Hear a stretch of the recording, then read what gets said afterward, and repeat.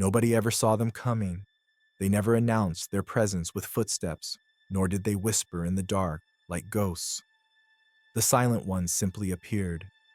It started in the town of Ashwick, a quiet little place nestled in the valley, surrounded by dense woods that locals dared not enter after dusk. The first to go missing was a young boy named Oliver Greaves. He had been playing in his backyard when his mother turned her back for only a moment. When she looked again, the swing set was empty, its chains swaying in the cold autumn breeze. The search for Oliver lasted days. Police combed through the town, calling his name, but the only thing they found was a single red sneaker just outside the tree line. No footprints, no signs of struggle, nothing. Then, others began to vanish.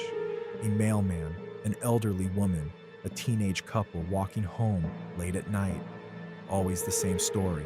1 second they were there, and the next, they were simply gone.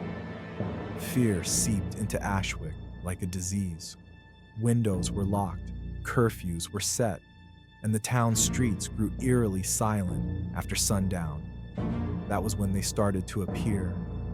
At first, people thought it was a trick of the mind, a shadow too dark in the corner of a room, a vague figure glimpsed just beyond the trees. They were tall, too tall, with elongated limbs and pale, featureless faces. They didn't speak. They didn't move, at least not when anyone was looking. Mrs. Hathaway, a school teacher, was the first to see one up close. She had woken in the middle of the night to a strange sound outside her window, like the rustling of leaves despite the air being still. When she turned to look, she saw a figure standing at the foot of her bed. It was close, too close.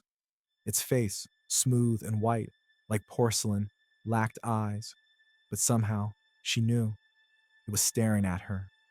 She screamed. By the time her neighbors arrived, she was gone, her bed sheets left in a twisted heap. The only evidence of anything unusual was a single smudge of black on the floor, like the imprint of an impossibly long hand. Panic set in. Some families packed their bags and fled, but it didn't matter. The silent ones followed. A security camera outside a gas station captured a chilling sight. A man was seen filling his car, his hands shaking as he glanced over his shoulder. Then, the footage flickered, and in that split second, the man was gone. Standing in his place was one of them, still, unmoving. Whispers spread through the remaining townsfolk. Some claimed the silent ones weren't from this world.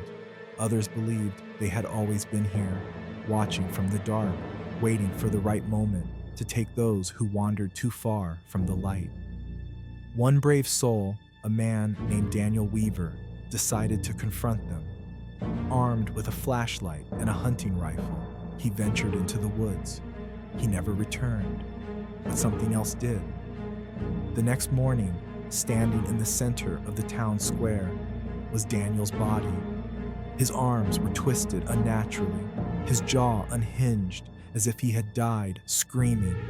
His eyes, oh God, his eyes were missing, leaving only black, gaping holes.